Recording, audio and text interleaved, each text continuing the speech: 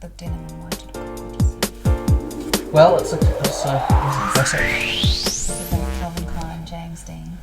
Yeah, Levi's, Las What's the Vegas, movie? Tom Cruise? With Tom Cruise? Cocktail, No, the... Top Gun. Top Gun. Yeah. Only the best ever movie. Movies. Yeah. Did you see the new one? Yes. Did you like it? Yes. Did you like the old one? Were you a Yes. big Top Gun fan? Yes. Very good. One of my faves. Yeah. I like that. I like the old one also. Yeah. That's good. I love that. So this is not a review on Top Gun. So what are you passionate about?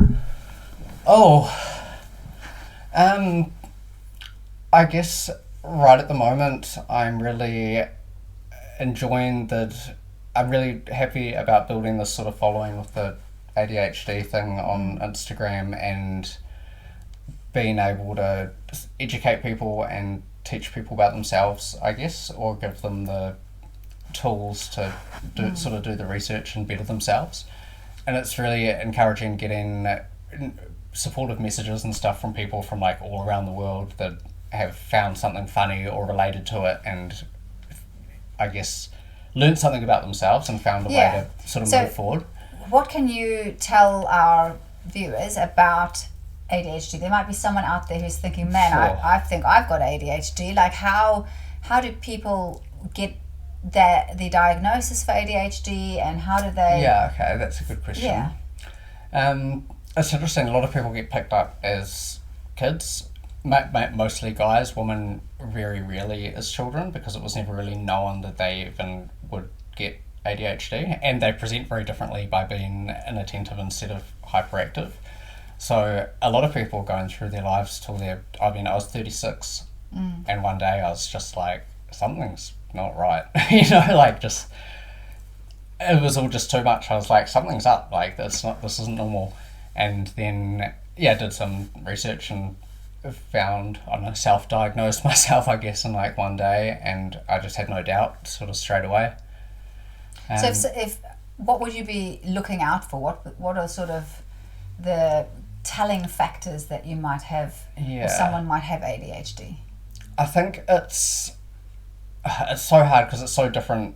It's such a broad spectrum of parts of your life that it affects. I guess that's a weird sentence. For me, I think it was just finding myself disorganized and not being able to get my shit sorted for like basic things. And it's not through not being able to do it. It's not through lack of ability. It's just through like, you just fucking don't, like just can't, like physically can't bring your body or your mind to do something. And it's really weird, and people are just like, oh, but it's easy, just like sit down and do the thing, and it doesn't matter, like it doesn't, you can't, I don't know, it's really weird, and that's executive dysfunction or lack of executive function. So I think that's a really common one kind of across the board, but it may be hard to pick up because you go through your whole life masking and trying to be normal and fit in with what else is going on, so you're sort of pretending to do all the things, so you get too good at that and like hide yourself from yourself, Yeah. What about like in in social situations,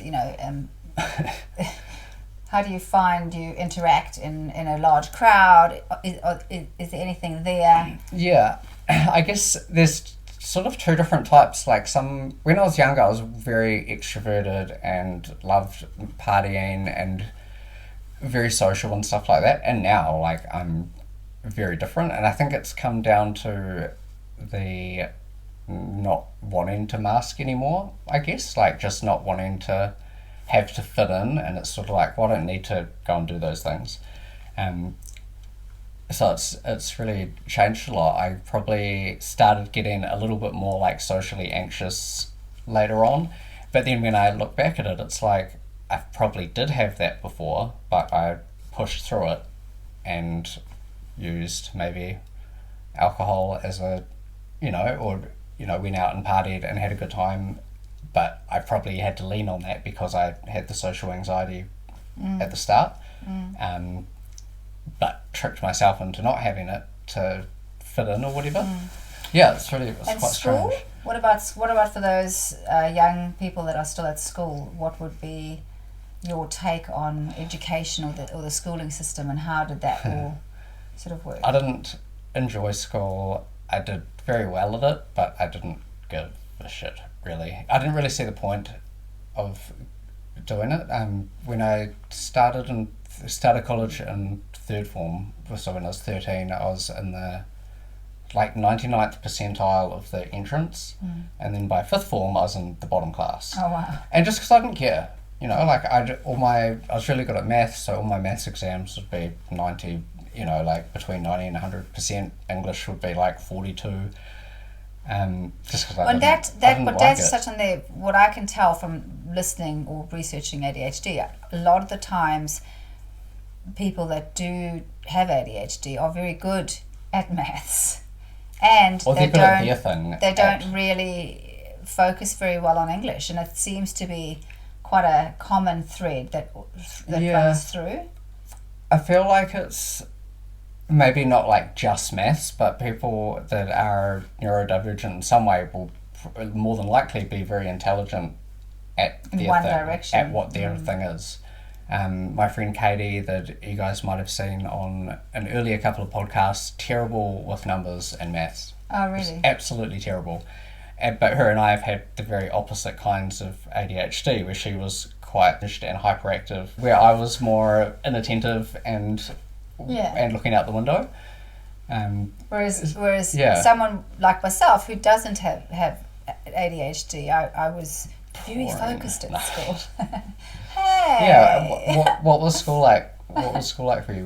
What were you like? I didn't like school. I mean, I don't know many people out there that can literally say, "Oh my gosh, I loved school." I mean, I think that the system of schooling probably needs to change in some way, because they tend to work at the rate of the slowest person in the room rather than working at each individual person's rate, and I find that hard.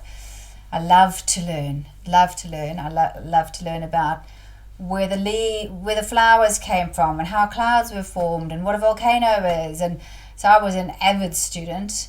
Across the board. The only thing I didn't really find that interesting was history. Okay. Well, yeah, that's in the past. We don't need to look back at the past. Yeah. But everything else I really enjoyed, and I still do. And I probably, if I could have been, very well paid, I probably just would have stayed at uni studying. Yeah. Like forever. Yeah, I've often thought about, I went to uni when I left school did mechanical engineering, but almost got sick of it before I was done with it, and to me, I've never had the thought of I'm going to have a career in something, or just in a thing, I've never thought I want to be this. I'm but there's so many things to be. I know. Why would I want to be this? I want to be all of them. This or do this or do this. At some point, you have to make a decision.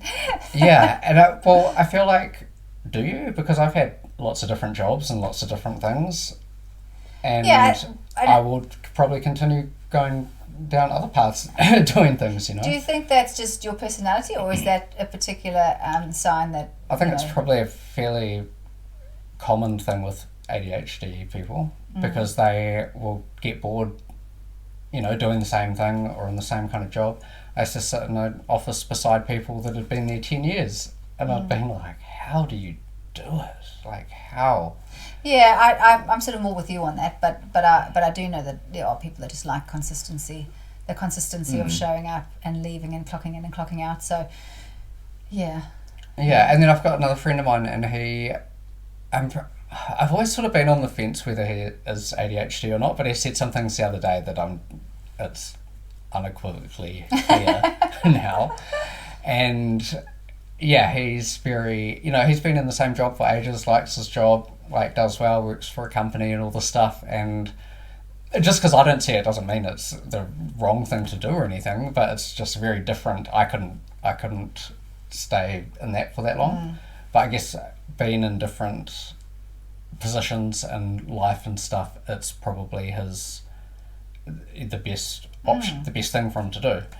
I think if you find an area that you like for me, it's health and wellness. So I do a lot within that health and wellness sphere. So it is diverse. Yeah. Anyway.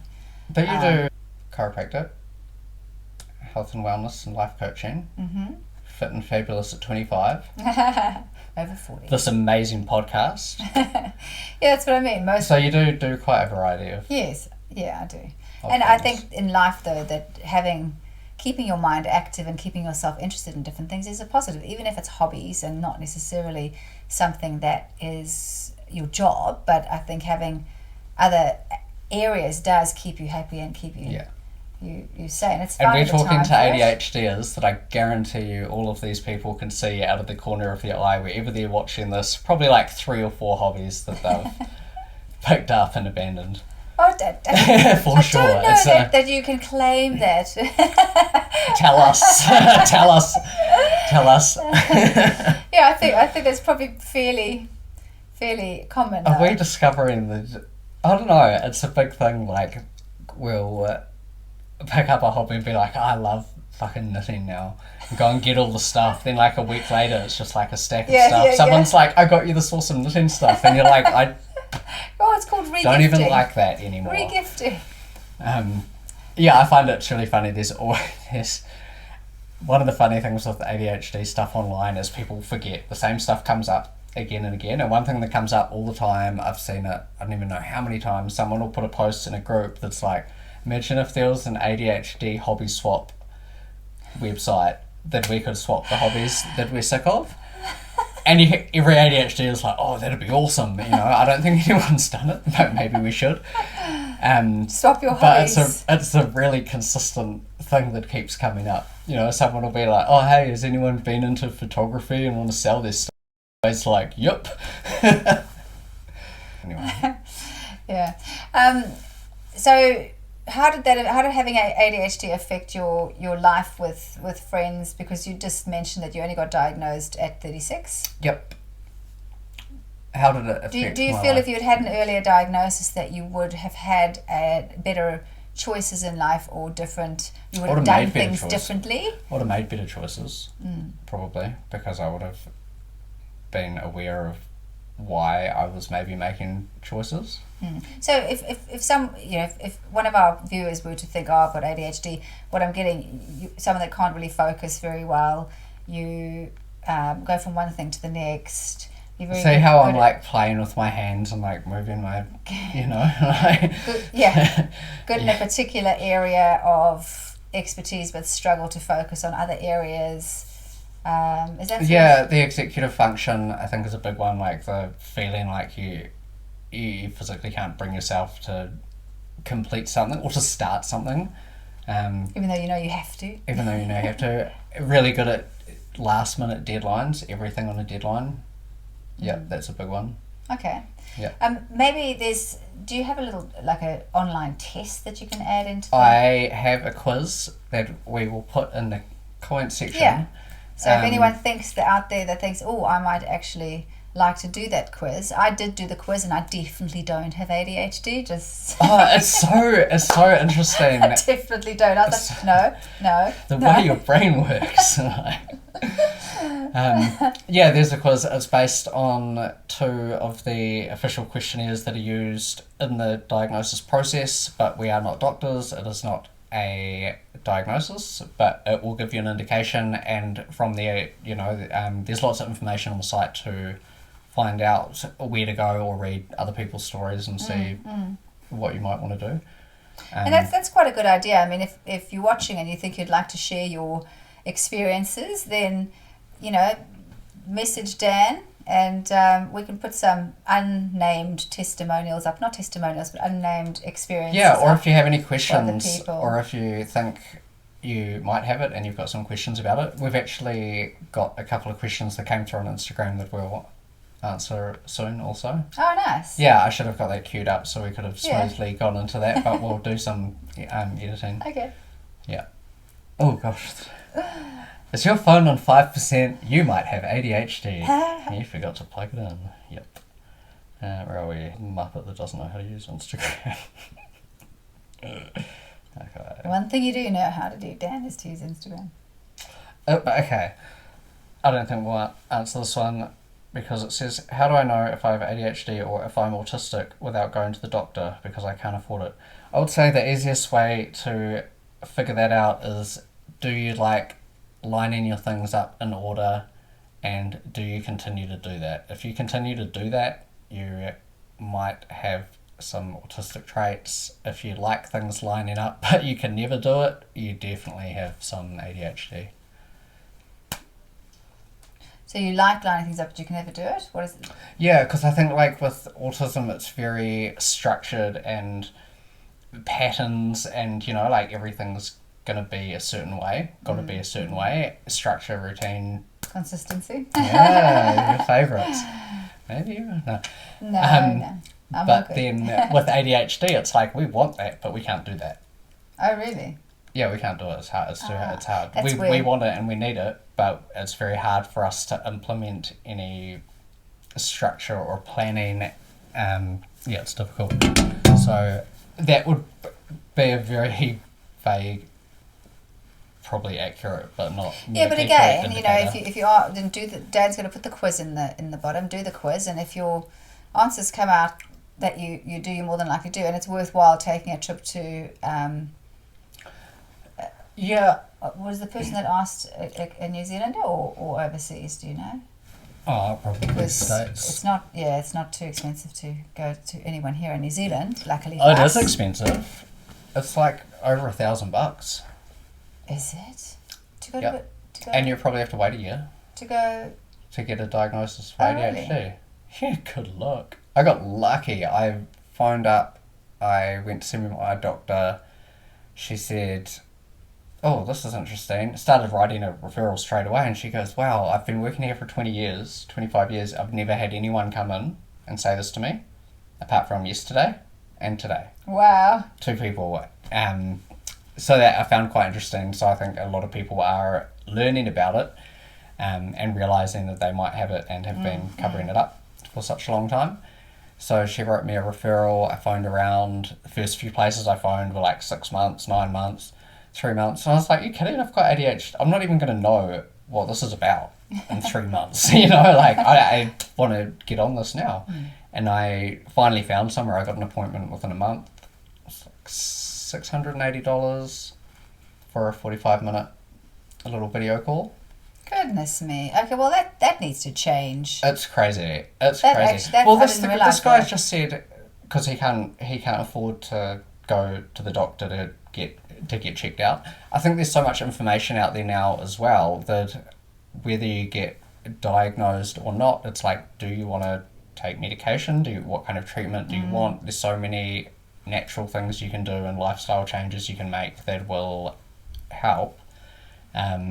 Medication's not always the best, you know. I wouldn't. Well, I mean, I'm not hugely pro any sort of medication that's pharmacological in nature prior to you trying to actually get things in order with your diet and your exercise, and you know, trying to do some meditation and yoga. And I think that, you know, we are so often in society after a quick fix, something to fix us. And I'm not saying you shouldn't be taking medications. I don't think that's what I'm saying, but don't use that instead of making those other lifestyle changes. Yeah, it's almost a bit of a chicken egg thing, because it can be very hard to be motivated to make those changes. So maybe what someone needs is to go through a course of medication, and that can give them the motivation to get their shit in order, and then come off it once they're, you know what I mean? Well, it's similar to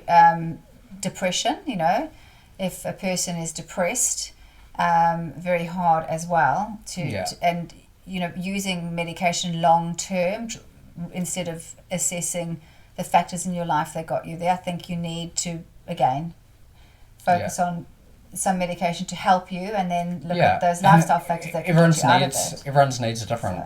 So, and when I got diagnosed, I was out of a job. It was COVID, so it was hard to make money and work, and it was very unmotivating. So I was like, give me the drugs, you know. And the first day I took it, I was just like, holy shit! Like, this is what this is how people live. I'm like, done my accounts. It's like 4 o'clock in the afternoon, and I'm like, oh, I've done so much today. And it wasn't the doing things that I noticed, it was the later, later in the day, I was like, oh my gosh, like, I just did all the things. Did all the things that I'm meant to have done. Yeah, it was crazy. It was really, really interesting. And is it still like that for you? Or is it I take it not all the time because I like to use my weird brain a bit, and the stuff I do is creative, so I think I don't want to dial that back. And I think if I have to do a day of the kind of work that's admin-y or accounty, I don't know, stuff that I don't enjoy, then yeah, it can really help to pop a bit. Yeah. Yeah. Or whatever your name brand choice of medication might be. Yeah. But there's lots of natural other things as well. Oh, okay. We won't. Hopefully nothing illegal. Well, not in most places, no. Dan, what are you trying to say? No, well, I mean, yes, there are drugs that are like that, but there's also lots of... I want to ask you something, because you mentioned a little bit earlier about, before your diagnosis that you would use alcohol. What sort of effect did you find? Why did you find that worked? I think because I guess it's just to get rid of the anxiety. It's like I have a few drinks and don't really give a shit what anyone thinks. Yeah, okay. And I wasn't like I wasn't like an alcoholic, but if I was going out, like I was fucking going out. I was leaving my car in town, I was not driving. And it would be, I'd get absolutely smashed. I would always, the next day, I'd always know the exact drink that did it. I'd always remember that exact drink, the one that I went, this is a bad idea, and slammed it. I'd always remember that drink so clearly. It's so weird. Yeah. And you don't do that anymore? No, I've not. Okay. No, I haven't drunk for ages. Oh, good. No, I'll have a few drinks, but no, I don't get smashed. It's not fun. I don't like it. I don't like being out of control. No. Well, that's a lot of these undiagnosed people. I was going to say mental health issues that people have. They do tend to turn to things like alcohol and potentially drugs, even to not prescription drugs, illicit narcotics, or to addictions. To try, because those other substances do actually have an effect on the brain as well. Oh, absolutely. So it's probably more beneficial for your health to actually look at getting diagnosed than relying on substance abuse to get you through. Yeah, you don't really want to self-medicate because there's a lot of very bad drugs that people with ADHD that work really well for people with ADHD. So, yeah, it's because it was sort of, we were saying it was like, is it the chicken or the egg thing? Is it like the neurodiverse person is more likely to take the drugs, or do the drugs make the person a little... Well, I think in a lot of cases it's self-medicating. I think a lot of with cases the wrong thing. Yeah. Yeah. Yeah, absolutely. Yeah. Especially if you're undiagnosed. Like, why do I feel like this? I'm going to have a drink, You go to your cupboard, open it, feels better, So then you get addicted, and then that exacerbates the problem, and now you're dealing with two issues. Yeah, and then you drink to get over those issues. Like it's a cycle. That's how substance abuse starts, isn't it? You start with something little, and then it gradually builds up. So the gateway drug. Yeah. Exactly. And you've never done any drugs? Well, I do drink wine. And I do drink You're so champagne. wild. And champagne. Of course you do. You're so wild. Especially mum or mum champagne. So wild. It's my favourite. Anyone wants to send me mum champagne, that's fine too. Offers accepted. Yeah. We'll drink it on the next podcast. Yeah. Well, that's what we are going to do. I'm going to test out on the alcohol front. That was a nice little segue into that. We are going to do a little thing next time where I'm going to blindfold this one and get him to trial alcoholic beverages versus 0%. So I picked up a nice little 0% gin the other day, which is tastes, as far as I can tell, incredibly close to the real thing.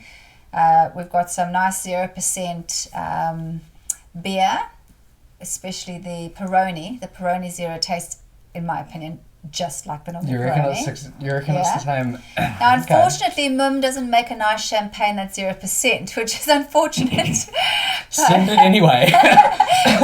we'll test But it. Lindauer makes a 0% sparkling. That's nice. The only thing I haven't found that tastes anything near the alcohol version is like a Pinot Noir or a red wine. They haven't managed to crack that code yet. I don't think so. Yeah. But See, next a beer, time we're going to get him to trial it and see whether or not he can make out which is which. a non-alcoholic beer to me just seems so. Beer's not even super nice. It's not even that nice. Many would disagree with you, Dan. I know many would. Disagree. I know many would. But yeah, I mean, I'll do I'm the most boring beer drinker, like ice cold Heineken, sweet as every time. No craft beers, none of that.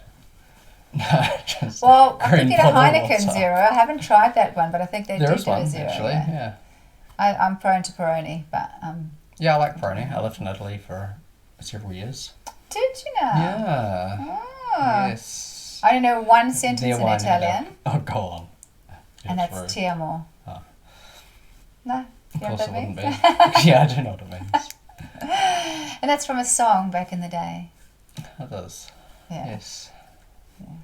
Well, should we wind this yeah. up? Okay, how long have we gone? I think it's 25 minutes or something? well. Yep. I did my little segment as well. Hey? Yeah. Are we not going to add that into the same segment? I don't know, we'll go through it and see if it's too, like, all over the show. Yeah. All right. Well, come Thanks. back next time for the big reveal of 0% versus real alcoholic beverages. Yeah, we'll see if the genius that is me can discern the difference. I probably wouldn't be able to, but maybe he can. I don't know. I don't know. Maybe give me like 5 of each and I'll drive home. We'll see what happens. How many have you had? Well, I don't. She was tricking me. I was meaning sips, guys, not entire drinks. Just FYI. Yeah. I'm pretty sure we can get smashed on a podcast. Just go and drive home. Yeah. Are we actually recording? Yeah. Oh. Oh yeah. So our thing stopped, but we're just going to sort of wrap that up and say, I hope you've enjoyed our podcasts, our outfits. If you have any advice on fashion, please tell us. If you have any questions about ADHD, please ask me. If you have any questions about health and wellness and feeling fit and fabulous, Ask me. ask Kimberly. We'll put the links in the places. Thanks very much. Bye. Okay.